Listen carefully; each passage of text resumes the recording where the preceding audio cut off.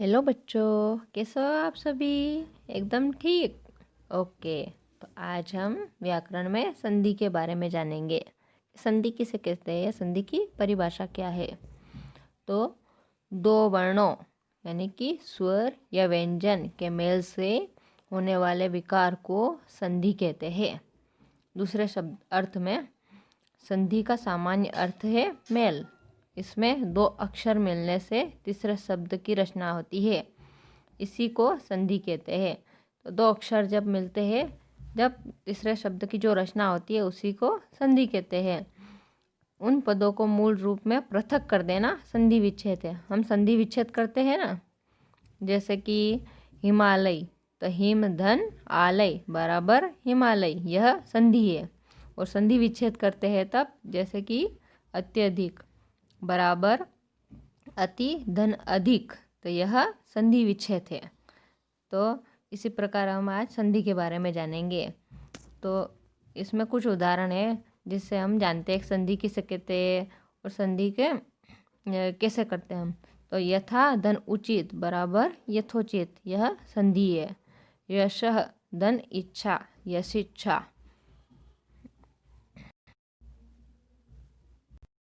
अखि धन ईश्वर अखिलेश्वर।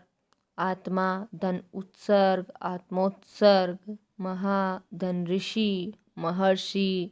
लोक धन उत्ति लोकोत्ति। तो ये सभी संधि है। तो अब संधि के भेद के बारे में जानते हैं हम। तो वर्णों के आधार पर संधि के 3 भेद होते हैं। एक स्वर संधि, सेकेंड व्यंजन संधि एंड थर्ड विसर्ग संधि। तो सबसे पहले हम स्वर संधि के बारे में जानते हैं।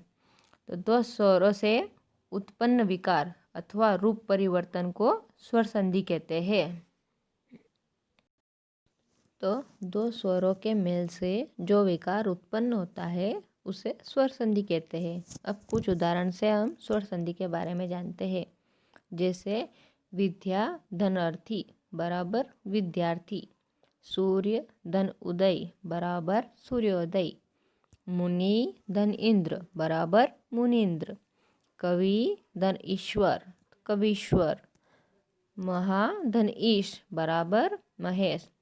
इसी प्रकार अब हम व्यंजन संधि के बारे में जानते हैं। व्यंजन से स्वर अथवा व्यंजक के मेल से उत्पन्न विकार को व्यंजन संधि कहते हैं। तो व्यंजन से स्वर या व्यंजन के मेल से जो विकार उत्पन्न होता है उसे व्यंजन संधि कहते हैं। अब इसके कुछ उदाहरण से हम इसको जानते हैं। जैसे अहम धन कार बराबर अहंकार। पम धन चम बराबर पंचम। सम धन गम बराबर संगम।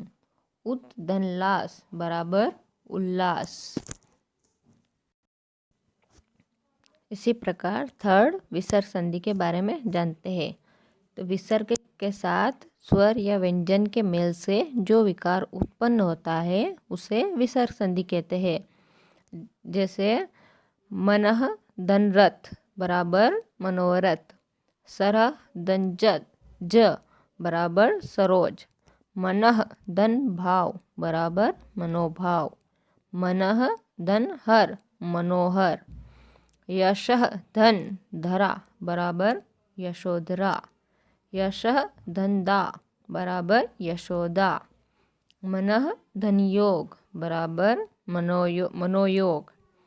पुरः धन हित बराबर पुरोहित।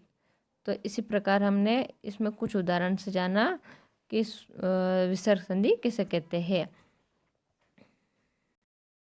तो इसी प्रकार आज हमने संधि के बारे में जाना कि दो वर्णों के मेल से होने वाले विकार को संधि कहते हैं और इसके 3 भेद होते हैं या प्रकार होते हैं। एक स्वर संधि, सेकेंड व्यंजन संधि और थर्ड विसर्ग संधि। तो इसी प्रकार आज हमने संधि और संधि के प्रकार के बारे में जाना। Okay, thank you, bye bye.